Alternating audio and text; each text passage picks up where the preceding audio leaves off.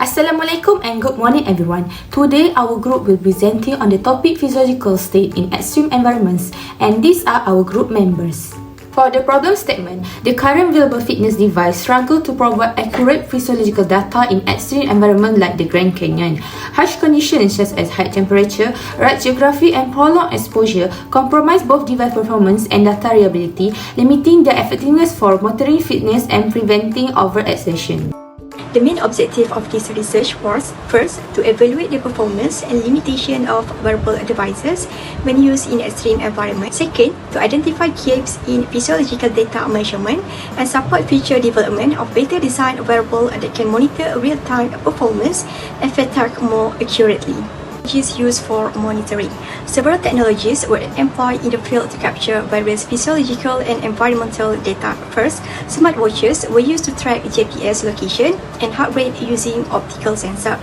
Just track with ECG provided more accurate electrical-based heart rate readings.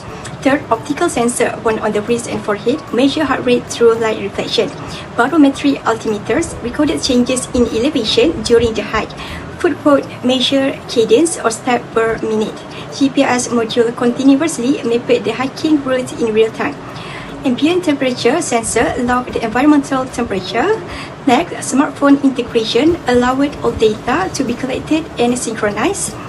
Last, the collected metrics included heart rate, cadence, elevation, temperature, and environmental data to assess how well each device performs under extreme conditions. For limitation, despite using advanced devices, several limitations were observed, such as inaccurate data from both GPS and heart rate sensor, especially during steep hikers. For example, GPS readings sometimes added extra distance or failed to capture certain locations. Wrist-based heart rate monitors often give incorrect values, especially when participants were tired. This inaccuracy can lead to poor decision-making in real time, such as misjudging hydration, need, or pacing. New research shows how the human body and mind react differently in extreme conditions such as high altitude, deep sea, or extreme heat and cool. However, current physiological monitoring tools often fail in real, unpredictable environment. To overcome this, new trends are emerging. These include wearable sensor for real-time data collection, remote tracking system to monitor people from a distance, and artificial intelligence (AI) to analyze complex physiological patterns. This shift helps move monitoring from the lab to real-life field conditions, which is especially important for high-risk jobs like military, rescue team, and extreme sport. Research in future predict improvement in wearable technology for future generation. Sensor may be directly integrated into the human body. Possible advances include microneedle patches, temporary tattoos, implanted gadgets, and these help reduce errors in tracking body data, especially in extreme conditions.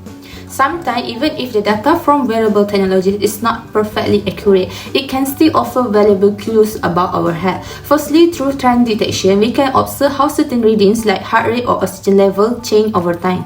Even if the numbers are not exact, the trend can signal if something is wrong. Secondly, anomaly alerts from the device like sudden spike or drop can warn us of possible issues such as fatigue, stress, or reduced oxygen level.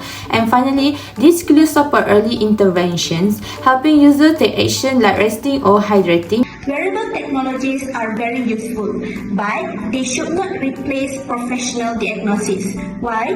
Because wearable give general data, but only medical experts can interpret it in a clinical context. Wearable may miss hidden symptoms or make error without proper analysis, so they are helpful for monitoring, but professional diagnosis is still essential for treatment or decision making. In conclusion, understanding body response in extreme environment is important for safety, health, and performance.